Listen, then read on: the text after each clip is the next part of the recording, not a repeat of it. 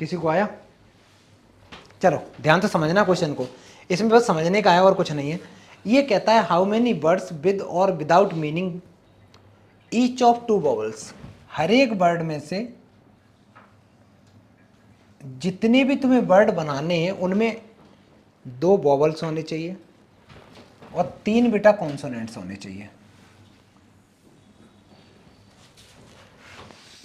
और इस वर्ड का तुम्हें यूज करना है। कैसे? ध्यान से देखना। सबसे पहले तो ये लिख लो DAUGHTER,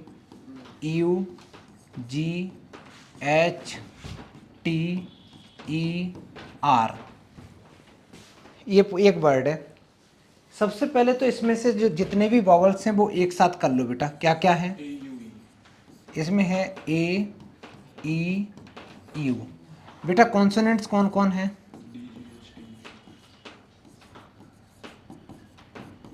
D है, G है, H है, T है और R है। यही तो है। तुम्हें जो वर्ड बनाना है पूर्वा, मेरे को बता बेटा कि क्या क्या यूज करके बनाना है। क्या क्या यूज करके बनाना है बेटा? तुम्हारे पास वॉवल अवेलेबल कितने हैं? 3। तो 3 में से तुम्हें कितने लेने? 3 में से तुमने अभी 2 लिए हैं, तो ग्रुप ही तो कर रहे हो, अरेंज तो नहीं किया, सिर्फ अभी लिया है तुमने 2 वॉवल्स। अच्छा, उसके बाद में बेटा तुम्हारे पास कॉन्सोनेंट्स कितने अवेलेबल हैं? 5। 5 में से तुम्हें चाहिए कितने? 3 चाहिए। 3 चाहिए 5 में से। तुम्हारे हाथ में टोटल लेटर कितने आ गए? वो कह रहा 8 आ गए। 2 और 3 5 ही तो आए हैं। 5 लेटर आए हैं ना बेटा। 5 different items can be arrange in 5 factorial, क्योंकि यहाँ पे बेटा ये जो अल्फाबेट बनेंगे इनको इनकी पोजीशन चेंज करने से इनका मीनिंग चेंज होगा। CAT कैट होती है और ACT कर दें तो पता नहीं क्या हो जाए। लॉजिक समझ में आ रहा है? तो ये जो 5 चीजें तुमने अभी क्या किया, अभी तुमने C लगाया, इसका मतलब जस्ट तुमने कॉम्बिनेशन यूज करके ग्रुप बना लिए। हमें तो अरेंज भी करना है इनको, क्योंकि इनका मीनिंग चेंज हो जाएगा। तो 5 different items can be arrange in 5 factorial. Without meaning, हाँ विदाउट मीनिंग का मतलब वो ये कहना चाह रहा है कि तुम लिखो जैसे CAT कैट लिखा तुमने, फिर लिखा तुमने ACT लिखा, फिर TCA लिखा, और क्या बन सकता है बेटा? TAC बन सकता है और ATC बन सकता है। टोटल 6 बन जाएंगे। और देख बेटा CTA बन जाएगा। हाँ 6 बन गए, अब नहीं बन सकते 3, क्योंकि 3 different items can be arrange in 3 factorial, तो 6 आ गया। ये मीनिंग है। यहाँ पे तुमने जो अरेंज कर, पहले तो तुमने हाथ में ले लिए वर्ड। वर्ड लेने के बाद उसने पूछा हाउ मेनी वर्ड्स, कितने वर्ड्स बन सकते हैं। तुमने तो ये बताया कि हम ग्रुप ये कर सकते हैं। अब उनको वर्ड को बना के भी बताना है ना, इसलिए मैंने 5 फैक्टोरियल से मल्टीप्लाई किया है। ठीक है बेटा, ये फाइनल आंसर हो गया, कर लो। अच्छा अब देखना कैलकुलेशन करते समय इन दोनों का डिफरेंस, एक डिफरेंस है ना, तो n आंसर है इसका। इसका आंसर है 3। इसका आ गया 5 factorial upon 5 minus 3 that is 2 factorial into 3 factorial into 120। और सॉल्व किया 3 into 5 into 4 into 3 factorial divided by 2 into 3 factorial into 120। Solve किया बेटा। 3 फैक्टोरियल से 3 फैक्टोरियल कैंसिल, 2 से मैंने ये 2 टाइम्स कैंसिल कर दिया, तो 5 2 जा 10, 12 दूनी 24, 12 3 36। ये आंसर आ गया बेटा 3600 इज द करेक्ट आंसर। सारे बच्चे करो। इसमें इंपॉर्टेंट क्या था? इसमें इंपॉर्टेंट सिर्फ ये था कि जब तुम वर्ड ले लोगे अल्फ़ाबेट, उनको जितने अल्फ़ाबेट हैं उतने ही फैक्टोरियल से मल्टीप्लाई भी करना है, क्योंकि अल्फ़ाबेट का अरेंज करने का तरीका बदल जाता है। ठीक है, ये क्वेश्चन जल्दी करो बेटा। क्वेश्चन मत लिखना, ठीक है, मत लिखो क्वेश्चन, जल्दी से लिख लो ये पूरा। नेक्स्ट क्वेश्चन करेंगे। ये मिसलेनियस एक्सरसाइज कर रहे हैं ना हम लोग। नेक्स्ट क्वेश्चन, चलो बेटा इसको पहले ट्राई करो, पहले ट्राई करो फिर करते हैं। इसकी अंग्रेजी थोड़ी सही कर लो। M बना होगा, ठीक है। हाउ मैनी वर्ड्स विद और without meaning can be form using all the letters of the word equation. Equation है ना छोटू, तो इक्वेशन लिख लो पहले। EQUATION ये वर्ड दे रखा मेरे पास। सबसे पहले तो हम लोग निकालेंगे इसके वॉवल्स क्या क्या है।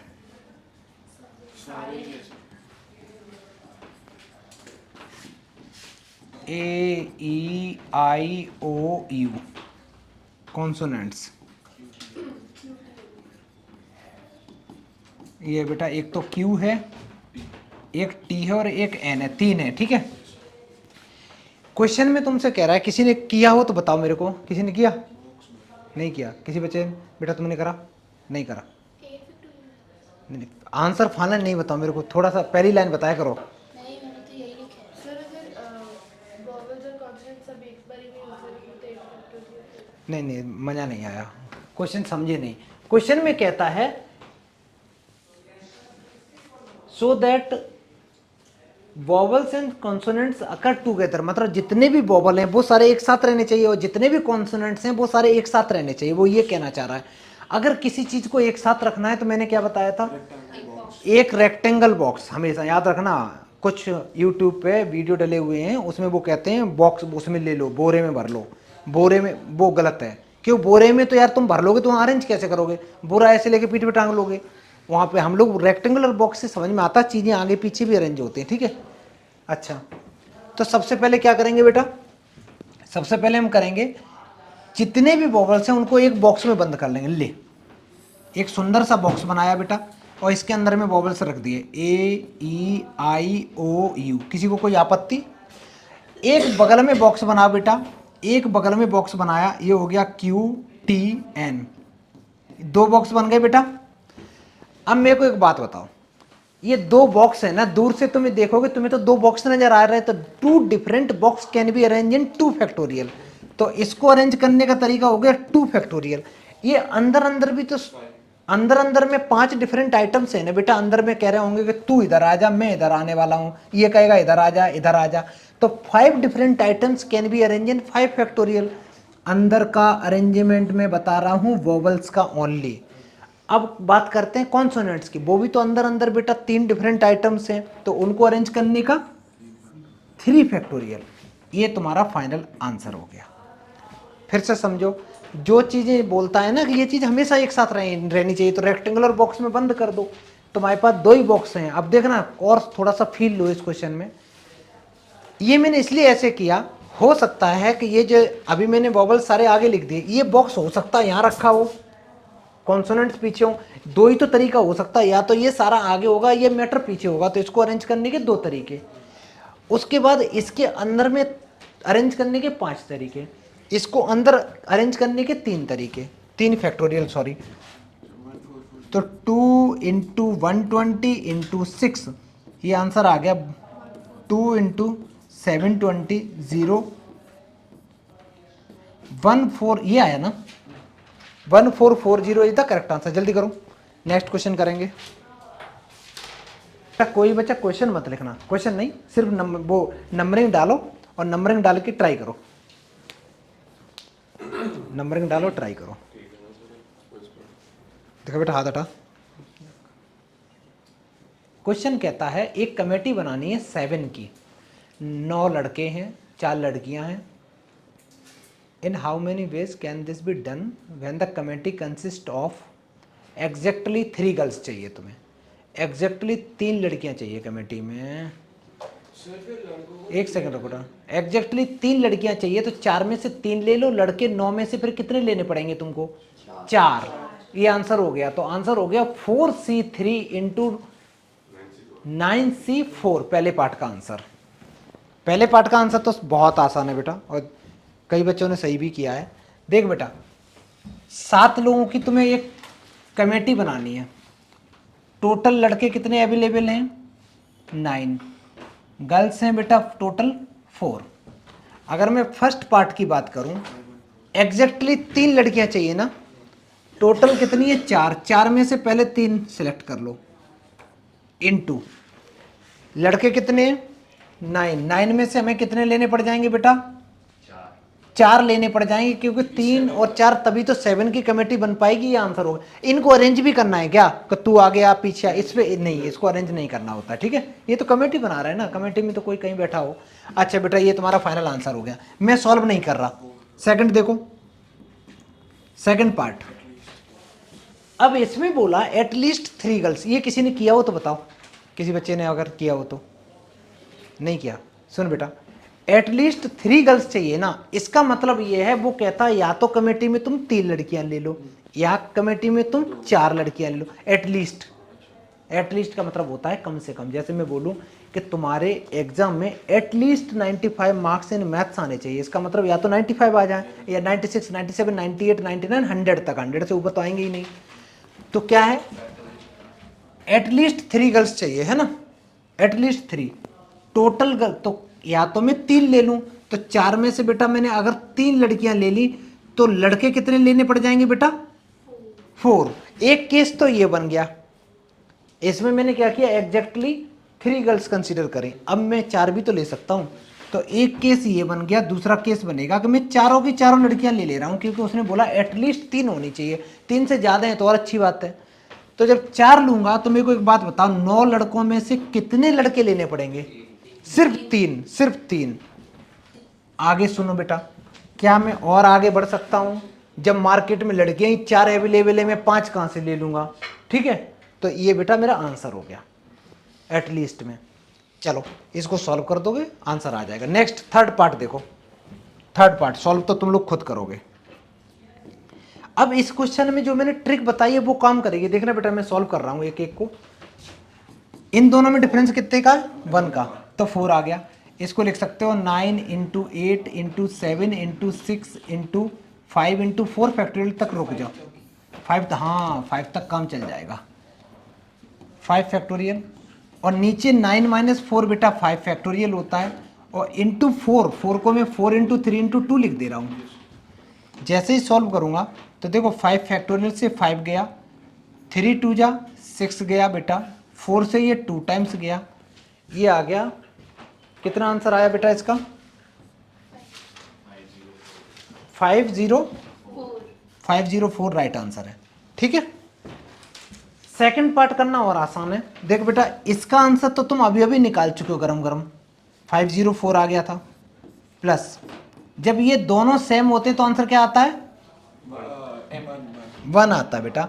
और इसका आंसर क्या आएगा, तो ये लिख दो 9 × 8 × 7 × 6 × 5, 6 तक रुक जाओ बेटा, क्योंकि 9 - 3 6 आएगा, डिवाइडेड बाई 6 फैक्टोरियल इंटू 3 × 2, 6 से ये कैंसिल बेटा, ये 3 से 3 टाइम्स कैंसिल, ये 2 से ये 4 टाइम्स कैंसिल, तो आंसर आ गया तुम्हारा 504 + 12 × 7, 504 + 84, 588 is the correct answer. 2 part तो बड़े आसान थे बेटा, अब हम लोग थर्ड पार्ट के बारे में सोचते हैं। उसने बोला एट मोस्ट, अब मेरा सवाल सुनना, मैं बोलता हूं तुम्हारे एग्जाम में एट मोस्ट 2 क्वेश्चन गलत होने चाहिए, इसका मतलब क्या है, 2 हो सकते हैं उससे कम, 2 हो सकते हैं, 1 हो सकता है या फिर 0। तो जब भी बेटा एट मोस्ट लिखा हो तो 0 वाली कंडीशन जरूर लेनी है, 0 वाली कंडीशन जरूर लेनी है। अब ये कहता है कि ज्यादा से ज्यादा 3 लड़कियां चाहिए, 3 चाहिए, ज्यादा से ज्यादा अगर 3 चाहिए, मैं बेटा इसको थोड़ा सा हटा दूं, इस वाले फर्स्ट पार्ट को हटा दूं, थोड़ी जगह मिल जाएगी सॉल्व करने की। मैं थर्ड पार्ट कर रहा हूं, वो कहता है ज्यादा से ज्यादा मेरे को 3 लड़कियां चाहिए, तो मैं या तो 3 ले सकता हूं या 2 ले सकता हूं या 1 या फिर 1 भी लड़की नहीं, ठीक है। तो सबसे पहले मैं एक काम करता हूं, 4 में से बेटा मैंने 3 लड़कियां ले ली, जब 4 में से 3 लड़कियां ले ली तो लड़के कितने लेने पड़ेंगे, 4, तभी तो 7 लोगों की कमेटी बनेगी। एक केस तो ये हो गया। अब की बार मैं क्या कर रहा हूं, लड़कियां सिर्फ और सिर्फ 2 ले रहा हूं। जब लड़कियां 2 ले रहा हूं तो लड़के कितने लेने पड़ेंगे, 5 लेने पड़ेंगे, तो ये हमें 5 लेने पड़ेंगे। अब की बार मैं अगर लड़कियां बेटा 3 ले रहा हूं तो लड़के कितने लेने पड़ेंगे, सॉरी मैंने गलत कर दिया, अब की बार 1 लड़की लूंगा सिर्फ, तो लड़कियां बेटा मेरे को 6 सिलेक्ट करनी है। अब की बार लास्ट केस में 1 भी लड़की नहीं है, तो लड़के कितने, 7 पूरे। बेटा इस इक्वेशन को सॉल्व कर दो, आंसर आएगा। बड़ा आसान होता है सॉल्व करना। इन दोनों का डिफरेंस 1 है तो ये 4 आ गया, और इस चीज को तो इतनी बार सॉल्व कर चुके हो ना बेटा। इसका आंसर अभी आया था, कितना आया था? 504 आ गया था। प्लस इसको सॉल्व करेंगे, 4 फैक्टोरियल 4 इंटू 3 इंटू 2 लिख दो, डिवाइडेड बाई ये 2 इंटू 2 आ जाएगा, इंटू ये 9 into 8 into 7 into 6 into 5 factorial, divided by एक तो 5 रहेगा और एक और रहेगा 4 फैक्टोरियल, 4 इंटू 3 इंटू 2 लिख दे रहा हूँ। इन दोनों का डिफरेंस 1 है। ये इसका आंसर क्या आएगा बेटा? 4 आता है, 4 आ जाएगा। ये आ जाएगा 9 इंटू 8 इंटू 7 इंटू 6 तक रुक जाओ, नीचे एक 6 आएगा, एक 3 आएगा, 3 इंटू 2 इंटू 6 आएगा, प्लस जब 0 है तो उसका 1 आ जाएगा आंसर, तो एक आएगा, है ना बेटा? तो 9 into 8 into 7 factorial divided by 2, एक आएगा 2 इंटू 7 फैक्टोरियल। बस बेटा इसको सॉल्व कर दो, आंसर आ गया। तो 7 फैक्टोरियल से 7 कैंसिल, 2 से बेटा ये 4 टाइम्स कैंसिल, 2 2 जा 4, 5 से ये 5 कैंसिल, 4 2 जा 8, 3 से 3 कैंसिल, 6 से 6 कैंसिल, और तुम्हारा 2 से बेटा ये 2 टाइम्स कैंसिल, 3 से ये 3 टाइम्स कैंसिल। बड़ी अच्छी सी कैलकुलेशन है। 504 प्लस ये बचा 2 इंटू 7 इंटू 6 और एक 9 और है, तो ये बचा, अगर मोटा मोटा देखें तो ये बचा 9 दूनी 18,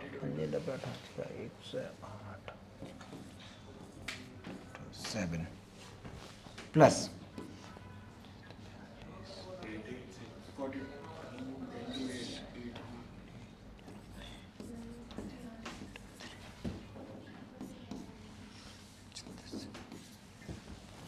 और सॉल्व करते हैं बेटा। 504 प्लस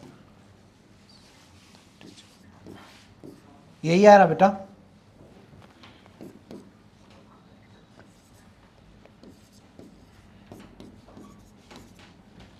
ऐड करते समय याद रखना ये साइड में मत ऐड करना, ऐसे ऐड किया करो लास्ट डिजिट सबका, ठीक है? 8 और 6 14, 14 और 4 18 कैरी 1, 4 और 5 9 और 5 14 कैरी 1, 3 और ये 10 हो गया, 10 और 5। बेटा यही आंसर आ रहा है? नहीं आ रहा तुम्हारा? चेक करो बेटा, मैं भी चेक करता हूँ। नहीं बेटा यहाँ देखो, देखो ये लास्ट का तो सही है, इसको चेक करो ढंग से। 56 इंटू 2 गलत लिख दिया। मैं चेक करता हूँ बेटा, ये बनेगा तुम्हारा, हाँ ये थोड़ा सा रॉन्ग है बेटा। 112 इंटू 3। ओवरऑल कितना आ रहा है बेटा, बताना गुरमन? नहीं इसका बता, यहाँ का मल्टीप्लाई 336 था ना, 336 तो ओवरऑल आंसर बेटा मेरा 16, बोलो 1632 इज द करेक्ट आंसर। करो बेटा जल्दी, कैलकुलेशन बहुत अच्छे से करना, ठीक है? और ऐड करते समय याद रखना बेटा, ये दिमाग ये बंद करो, मोबाइल बंद करना बेटा। क्या तुम मोबाइल यूज कर रहे, दिमाग यूज करना। कैलकुलेशन करते समय ऐसे रखना, ऐड करते समय लास्ट डिजिट और एक एक को करते जाओ, और बाकी के जो पार्ट करते जाते हो उनकी कैलकुलेशन आगे यूज करते जाओ। आगे बढ़ते हैं बेटा, जल्दी करो। चलो बेटा नेक्स्ट क्वेश्चन।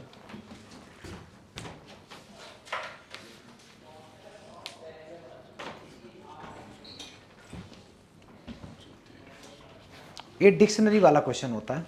देखो इसमें क्या दे रखा है, ध्यान से सुनना। ये कहता है if the different permutation of all the letters of the word examination को अगर मैं लिस्ट करूं डिक्शनरी के हिसाब से, मान लो मैं किसी का नाम ले लेता हूं, किसका ले लूं, कोई आसान सा नाम ले लेता हूं,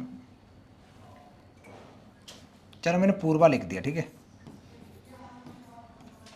बेटा? स्पेलिंग सही है? यहाँ पे बी लिखते हैं, चलो ये है। अब सही है। अब देखना बेटा, अगर मैं बोलूं कि पूर्वा जो जो वर्ड है इसको डिक्शनरी में सर्च करो, तो डिक्शनरी में तुम कैसे सर्च करोगे?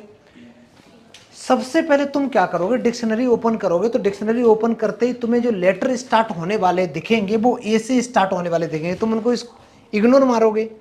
ए के दिखेंगे, ए के तुरंत बाद ऐसे होंगे जो ए के पीछे ए लगा होगा, फिर ए के पीछे बी लगा होगा, ए के पीछे सी होगा, ए के पीछे डी ई ऐसे चल रहा होगा। ए के पीछे कहां तक जाओगे? पहले जेड तक, ए के सारे खत्म, फिर यहां पे आ जाएगा तुम्हारा बी, फिर बी ए होगा, बी बी होगा, B C B D B, ऐसे चलेगा चीजें। अच्छा, ऐसे जब चलता जाएगा तब तुम जाके पहुंचोगे कौन से लेटर पे? पी पे, पी लेटर पे पहुंचोगे। और पी लेटर पे पहुंचने के बाद में तुम्हें, अगर मैं देखूं इस लेटर को ढूंढना है, तो सबसे पहले जो लेटर मिलेगा वो मिलेगा पी ए। ए के बाद में ए बी सी डी के हिसाब से कौन छोटा है? बी, आर और यू, यही तो मिलेगा डिक्शनरी के अकॉर्डिंग। इसके नेक्स्ट वर्ड कौन सा होगा बेटा? P A B U R. Logic समझ में आ रहा है मैं क्या बोल रहा हूं? शुरू के लेटर में जो भी अरेंज कर रहा हूं, अल्फा डिक्शनरी में ऐसे ही होते हैं, पहले ऐसे ऐसे ऑर्डर बढ़ता जाता ऐसे जाता है। अगर मैं इसका नेक्स्ट लेटर लिखना चाहूं, नेक्स्ट वर्ड लिखना चाहूं, तो क्या आएगा? कोई बच्चा बताएगा? मैंने देखो इन दोनों को तो अरेंज कर दिया, नेक्स्ट क्या होगा? अब इसी को तो चेंज करना होगा, तो इसमें भी इन दोनों में जो छोटा है वो पहले लिखेंगे। बोलो बेटा, P A R U B, P A R B U. तुम देख रहे हो कितने ढेर सारे कॉम्बिनेशन बन रहे हैं। मैं सिर्फ तुम्हें ये समझाने की कोशिश कर रहा हूं कि एक कहीं वर्ड होता है तो उसको डिक्शनरी के हिसाब से मोटा मोटा हम अरेंज कैसे करते हैं। अब ऐसे तो है नहीं कि ये सारे के सारे मैं तुमसे अरेंज करने की दे दूं, अरेंज करो पागल की तरह बैठ के, वो तो होगा नहीं। आसान तरीका होता है। इस क्वेश्चन में कहता है कि अगर मैं ई से स्टार्ट होने से पहले कितने वर्ड हैं, तो पहले तुम मेरे को बताओ इसमें जो वर्ड दे रखे हैं वो क्या क्या दे रखे हैं। एग्जामिनेशन में जो लेटर्स हैं उनमें सबसे छोटा लेटर कौन सा है बेटा? ए लेटर है, तो मैं लिखूंगा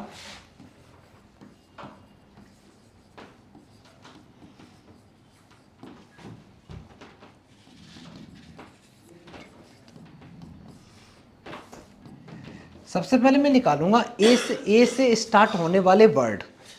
कितने लेटर हैं काउंट करना? 1 2 3 4 5 6 7 8 9 10 11। तो यहां बनाओ 1 2 3 4 5 6 7 8 9 10 11।